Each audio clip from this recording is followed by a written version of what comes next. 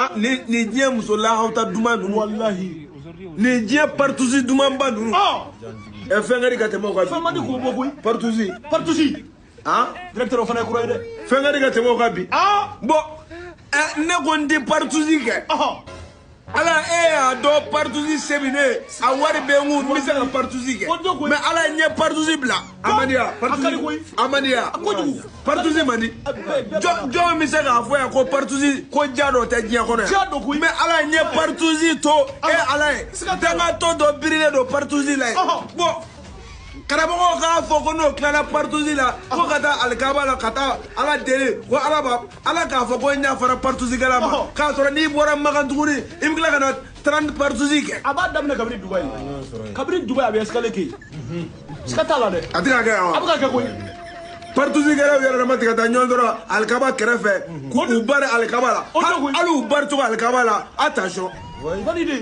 piège bɛ yan u bari cogo alikaba la attention piège bɛ yen Allahu akbar. Inyamulaw. Ayiwa. Ma kalama. Iba kalama da. Ma kalama. Moi je suis de l'homme d'actualité. N'u taara u bɛ taa bijouni min kɛ alikaba la. I da kɔlɔsi dɛ. I da jɛlen tɛ. Siga t'a la bani de. U da ninnu ma sanu. I da ma sanu dɛ. A ma sanu dɛ.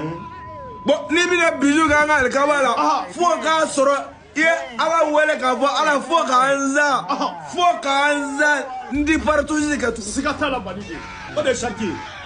N'o kɛra an b'a dɔn nin ta in ka fisa nin changera o de ye mɔgɔ ye ala ko mɔgɔ minnu ye tiɲɛni kɛ asrafu mɔgɔw de ne ala bɛ yafa mɔgɔ ma mɔgɔ minnu ye tiɲɛni kɛ o partusikɛla kɔrɔ o diɲɛ den wɔɔrɔ olu de ka bɔ ka na fɔ ala ma ala ne y'a bila bi nimisara ala bɛ yafa o de ye inna la yafuru zunuba